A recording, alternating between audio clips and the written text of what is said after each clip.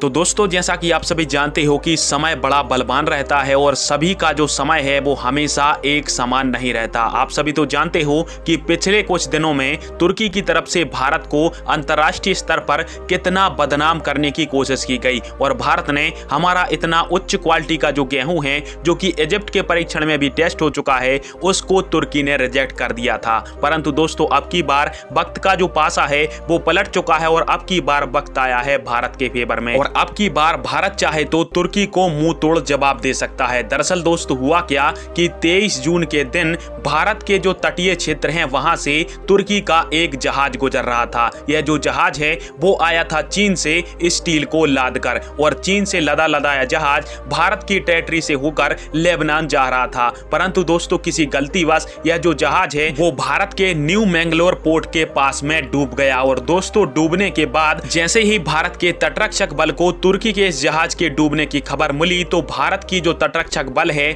वो तुरंत घटनास्थल पर पहुंच गई और इस जहाज के अंदर जितने भी क्रू मेंबर थे उनको भारत के तटरक्षक बल ने बचा लिया। परंतु दोस्तों, आप सभी जानते हो कि जब भी कोई समुद्री जहाज समुद्र के अंदर डूबता है तो उसके आसपास जो समुद्री जहाज का तेल है वो समुद्र के अंदर रिस जाता है और इससे जो आसपास के जलीय जीव जंतु हैं उनको बहुत ही ज्यादा खतरा रहता है, क्योंकि यहाँ पर समुद्र का जो पानी है वो प्रदूषित हो जाता है और इससे जिस इलाके के अंदर वो जहाज डूबा है वहां के आसपास के जलीय जीव भी मर जाते हैं। अब भारत चाहता तो इस खबर को बहुत ही जोरों शोरों से फैला देता कि तुर्की का एक जहाज भारत के यहाँ पर आकर भारत के समुद्र को प्रदूषित कर चुका है, परंतु भारत की तरफ से ऐसा कुछ नहीं किया गया और तुर्की ने हमसे मदद भी नहीं मांगी। फिर भी भारत के तटरक्षक बल ने तुर्की के जहाज पर सवार क्रू मेंबर की जान बचाई और इस जहाज की जो निगरानी है वो भी अभी भारत के तटरक्षक बल के द्वारा की जा रही है। और दोस्तों, इस प्रकार से तुर्की के साथ भारत ने बहुत ही अच्छा किया। और आप सभी भी सोचकर देखिए, यदि तुर्की के साथ भारत के जहाज का ऐसा कुछ हाल होता